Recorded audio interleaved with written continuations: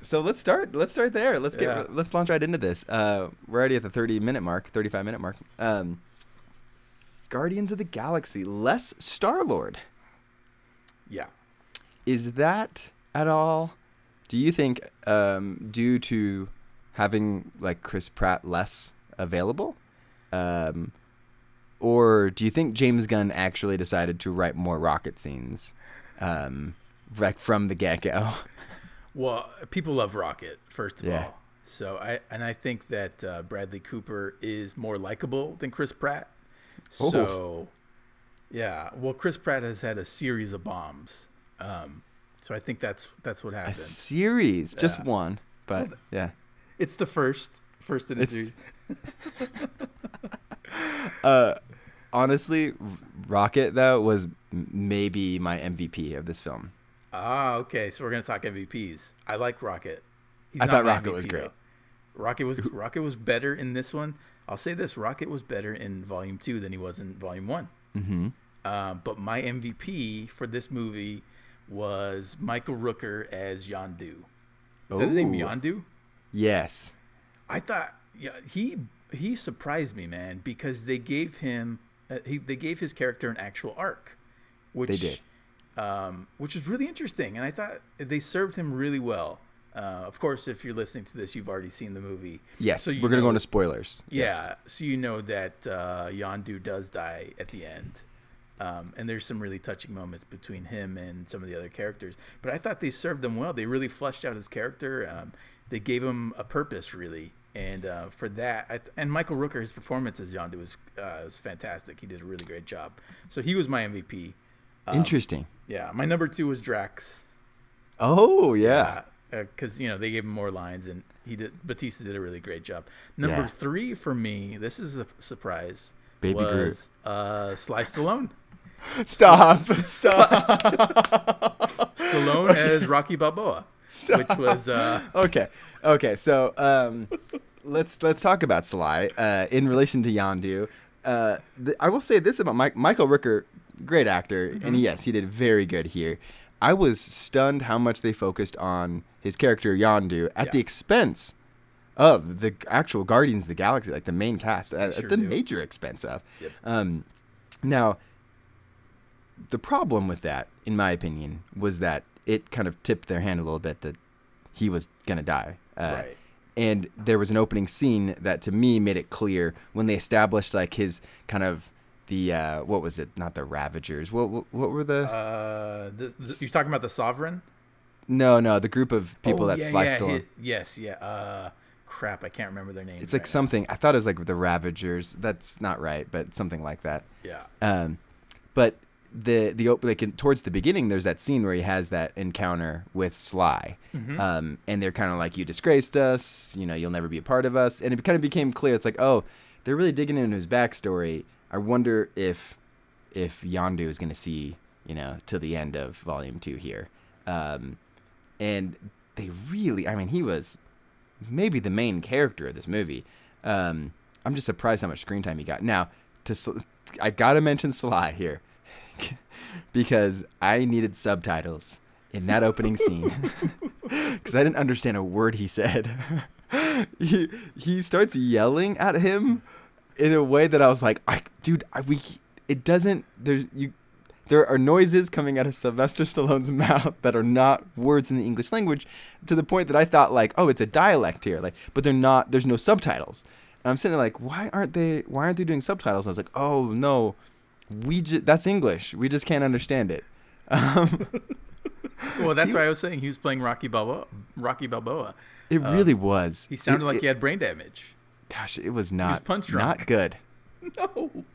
Why? Why would you stunt cast Stallone there? That's so stupid. It was really weird casting, and it was also weird because having just seen him in Creed, which was Academy Award worthy, even though he didn't get the award, which is insane. But seeing him pull off such a vulnerable, layered performance, see him here, like, oh, this is the Sly that, we've been used to the last few years, where he's just not good. Not good at all. No, he went full Judge Dredd. Yeah. It was bad. It was so bad. it was really bad. Yeah. But thankfully, he only had 2 kind of moments in this movie. This is true. But I'm led to believe we're going to be getting Sly quite a bit more in the future. I hope not. So, No.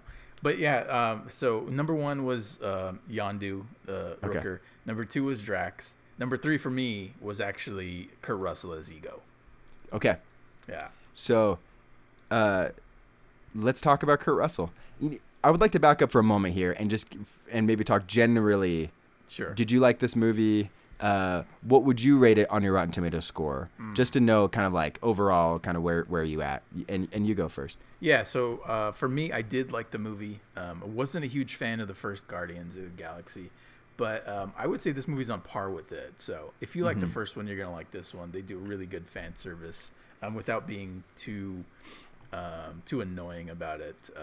It's basically just they continue the universe and they did a really good job about that. So I would say it is a good movie overall. It's highly entertaining, very enjoyable. It's I liked it. If I had to give it a score out of 100, I'm probably going to say it's a solid 77. Okay. And that's basically where I am with all the Marvel movies. Oh, okay. Yeah, so higher or lower than Doctor Strange? It's probably, I would say it's probably higher than Doctor Strange. I like Doctor Strange, but this is probably a better movie overall. Just because, for me, I find these characters way more interesting than the regular Marvel characters because, first of all, I don't know them. I have no connection to them. And they can do more interesting things. They have there's more elements to their personalities that are distinctly different from the rest of the Marvel universe, like Iron Man and all them. The rest of the Avengers. So I think that it's more interesting just because it's different. I like the fact that these the Guardians are space-based and they have zero interest of ever going back to Earth, as from what I can tell. Because, Earth is where the Avengers are rooted, essentially, except for Thor. So this is this makes them distinctly different. And there's a border that hopefully they don't cross. I mean, obviously they're going to at some point, but I like the fact that they just live in outer space. So yeah. So overall, good movie. I'd recommend it, especially if you like the first one. Yeah. I largely agree with you there. It's interesting. The Rotten Tomatoes score is pretty close to where you put it personally. The actual score is, I think, 79 now. It was 85 when it's certified, but I think it's like 80 or 79 now. I think that's fair. Yeah, I do too. It's interesting, though, because the first one was like 92, 93. Which seems really high. Yeah. A lot of that has to do with the fact that when the first Guardians came out, I mean, it really zigged or zagged, right? When the rest of the Marvel Cinematic Universe was, going the other way. They were zigging and Guardians was zagging. And that has to do with like the way they employ humor, the fact that they have, a talking raccoon or trash panda and a tree voiced by Vin Diesel. Right. You have Chris Pratt that, people knew from Parks and Rec, but who knew if he was going to be? And I know him from Zero Dark 30. Yeah. Well, honestly, I knew him as Scott Hatterberg from Moneyball. That's right. And so it was such a different one. And the other thing that made it unique is that it was very overly sentimental. The whole holding hands, I am Groot, the Marvel films can get sentimental, but not to this level. I mean, it was way more than these films. And so it was unique in the sense of family. And so for me, Guardians of the Galaxy Volume 2 is just, it's a really great extension of that first one. It is right in that same vein.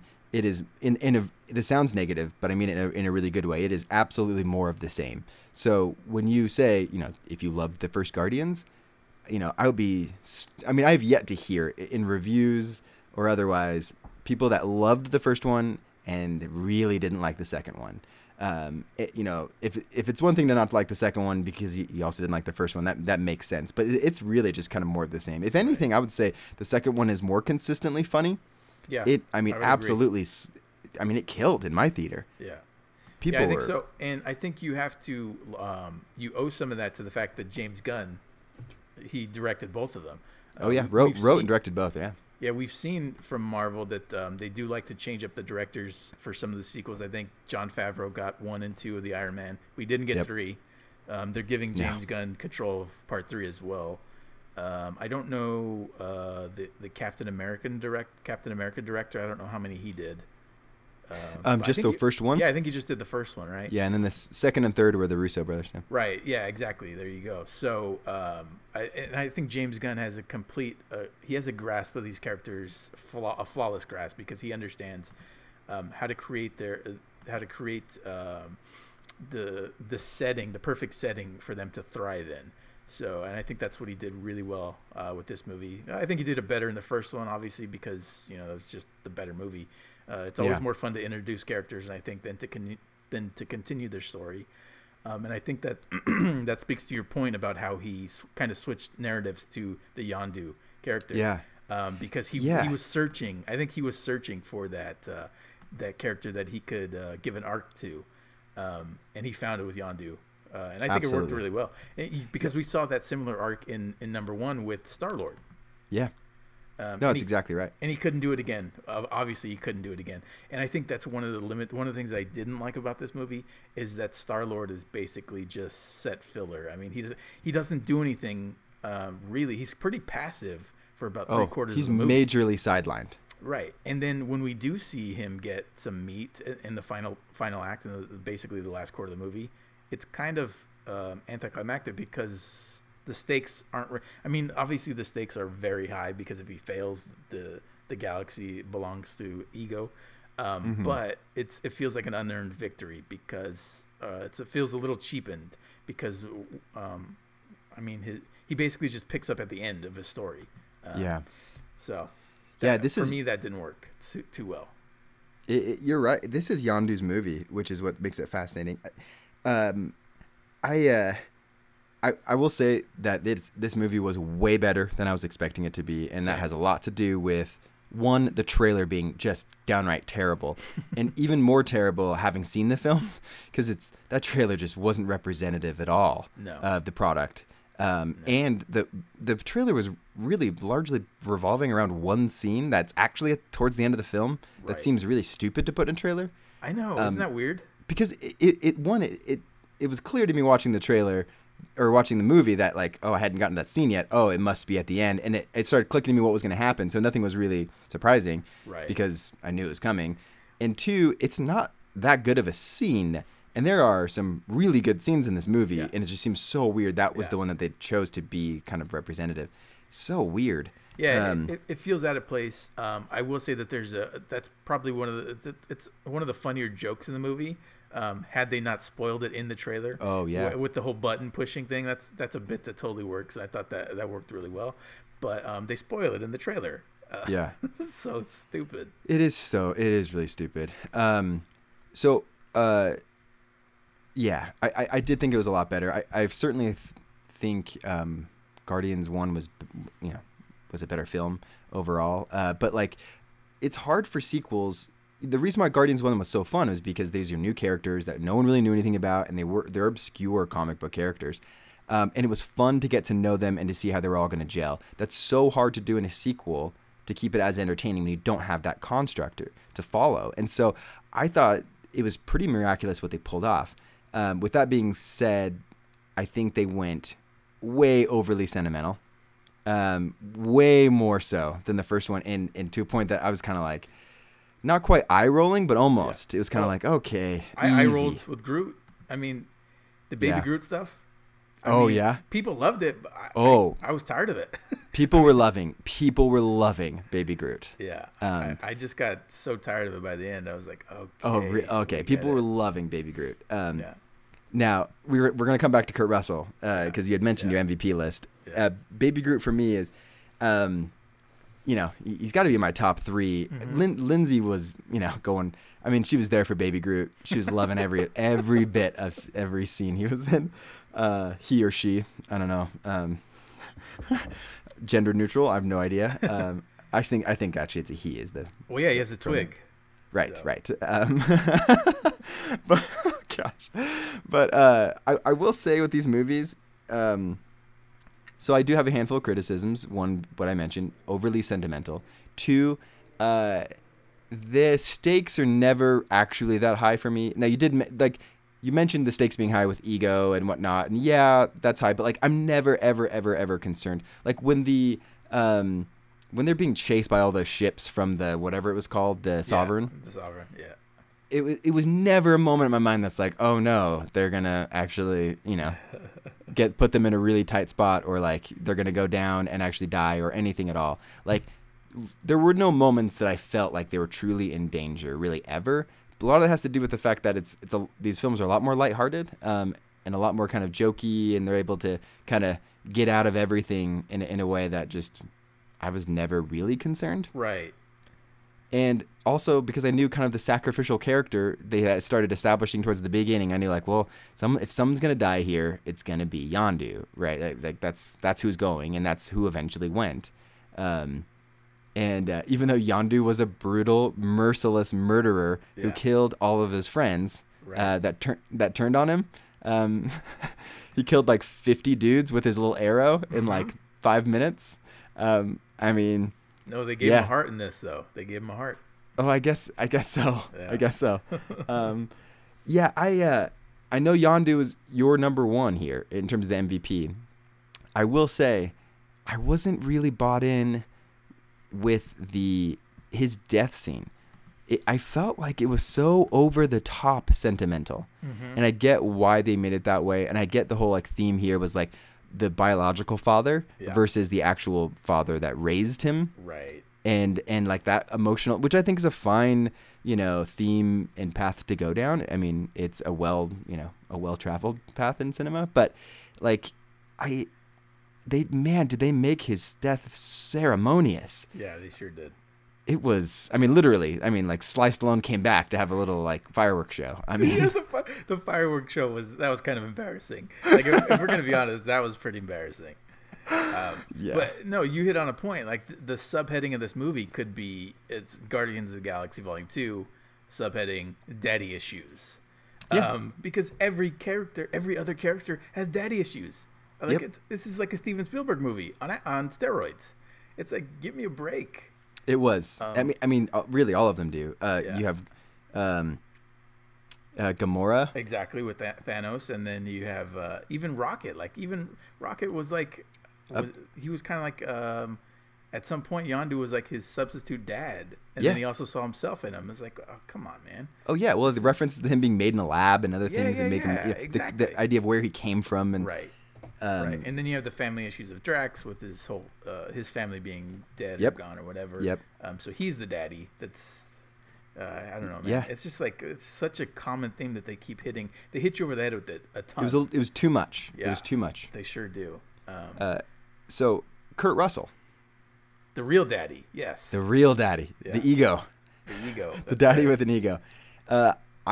I love Kurt Russell. You and I were talking at the beginning of the pod. There's no real anti-Kurt Russell people, I would hope, because he's great. And I did feel like he was great in this movie up until the last act. Mm-hmm. I felt like any character or any like nuance, anything at all built up, with this whole ego character was lost once it kind of just went full like God mode. Mm-hmm. And I thought that was a little bit of a shame. Yeah. It became someone interesting, even if he's evil, to just kind of like this, oh, okay, well, I don't really... He became less, I guess, embodied. Yeah, well, I think they had to do that because they were obviously turning Yondu into Star-Lord's dad. So they couldn't do two of the same character. So they just made Ego basically a caricature. But I thought Russell, for what he was given, he did a really good job. I will say the young Kurt Russell CGI, we're huge fans of the young CGI thing on this podcast. And I will say this one could be the best. It is the best. Yeah. It's the best one. Yeah, they did a bang up job. It looks awesome. Oh, it was unbelievable. But can I say, that's not what young Kurt Russell looked like. It isn't. It isn't. You're right. No, you're exactly right. I'm really glad you brought this up because watching it, what's interesting is, the examples we have here are Jeff Bridges, right? Mm-hmm. Which is in the same elder statesman, to use your term, in Hollywood. We have that, obviously the Rogue One, other things. we have Benjamin Button, which is, you know, not exactly the same, but it's the principle of CGI to make, you know, younger is, you know. But watching it for the first time, I thought the CGI looks spectacular. They did it doesn't look like a fake job. human being. No. But it looks like if we had no record of what Kurt Russell looked like when he was younger, and we just took his older face and went, we think this face would look like this in a young version. Like, that's what they did, rather than base it on like actual, you know, movies, films with young Kurt Russell. Because looking at him, I was like, oh, that's Kurt Russell's old face, de-aged. The wrinkles are gone. The face is the same, though. It just looks like if you didn't have actual proof. So why did they do it that way? I don't understand, because everyone that watches movies knows what young Kurt Russell looks like. Yes. And it's not that. Nope. It's not. It's hilarious. Yeah, I thought that was pretty weird. At least, yeah, it was so weird. It was like old Kurt Russell made to look young, not actual young Kurt Russell. Yeah. But thankfully the CGI looked good, because had they done, you know, the combo of both of those things, of, you know, not doing a good CGI version and then actually not looking like, you know, that would have been a real disaster. But thankfully it was never distracting. Right. So talking about Russell and Star-Lord's connection to him and Ego and Yondu, did you feel like there was a parallel between Star-Lord and Luke Skywalker? How Vader is the Ego character and Yondu is kind of like the Ben Kenobi. Did you feel like there's some sort of connection there, like a parallel? No, I never really put that together, because Ben Kenobi was so far removed from How about Yoda? Luke, or like, I mean, it would be like Uncle Ben, yeah, and Aunt Beru, I guess, or Uncle Owen. Excuse me, not Uncle Ben. Yeah. Uncle Owen is what I meant to say. I felt like they were trying to give us a Vader moment between Star-Lord and Ego, and I think they were searching for something like that, and it just isn't there.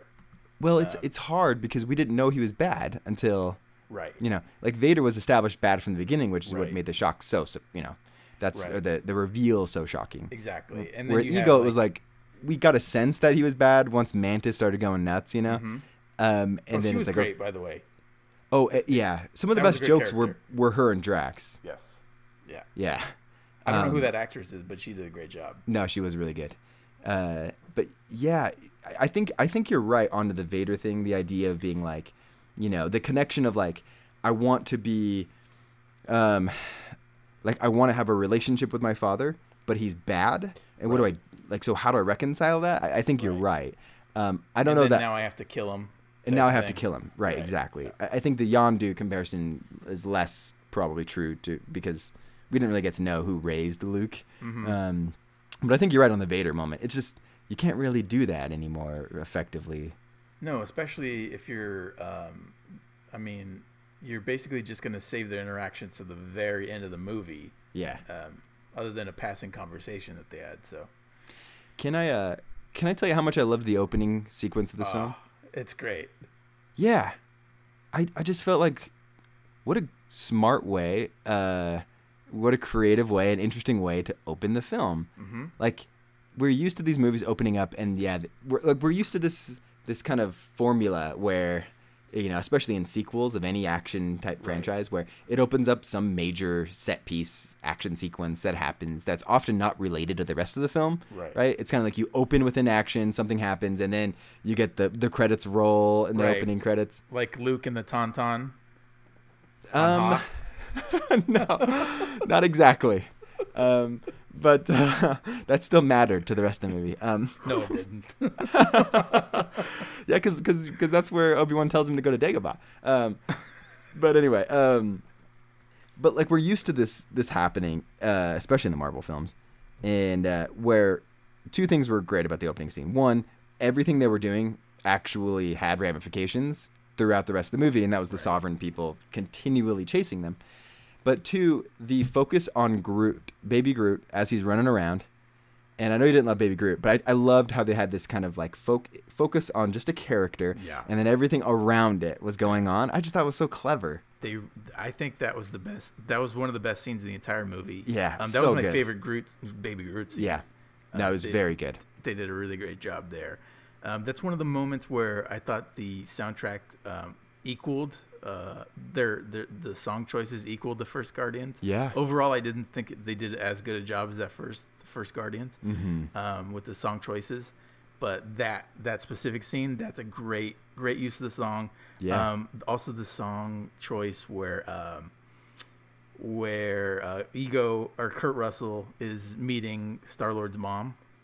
The Brandy song, that's awesome. Did a great job there. Yes, great.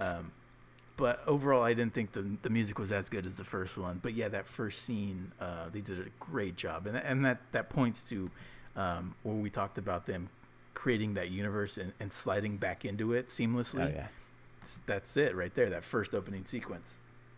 Wrapping up here, one of my other questions I had.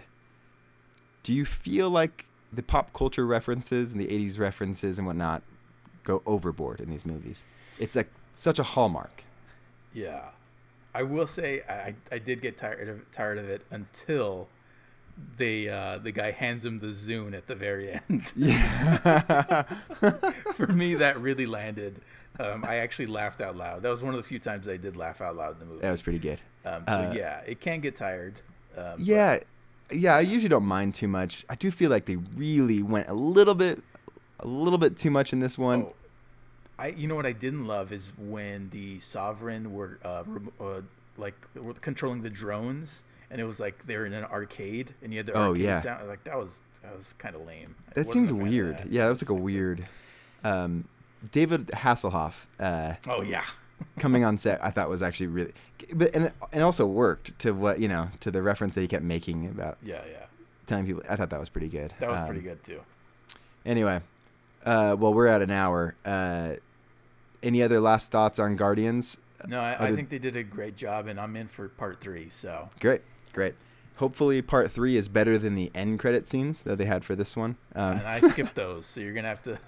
There were like 4 of them, and I don't know what I was expecting, but they were all kind of throwaway. Just they were fine. It was fun, but it wasn't anything. You didn't see Captain America or Tony Stark come in. Oh, they were just deleted scenes. So we know that for sure they're going to be in when they did the expanded universe. Infinity Wars. Infinity Wars. They're going to be in these next Avengers films. Yeah. Okay.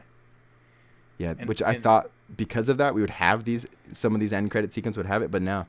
So.